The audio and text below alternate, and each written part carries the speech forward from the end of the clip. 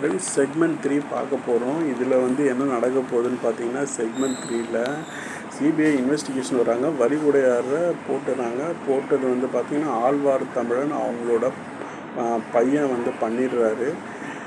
Marriage வந்து fix ஆகிடுச்சு மீனாட்சிக்கும் வேலுக்கும். வேலு வந்து பார்த்திங்கன்னா அவங்களுடைய மேரேஜ் ஃபங்க்ஷன் வந்து ரிசப்ஷன் வந்து நடக்குது. அந்த டைமில் இடையில் ஒரு சாங் போகிறாங்க. ரிசப்ஷன் அந்த டைம் போலீஸ் வருது.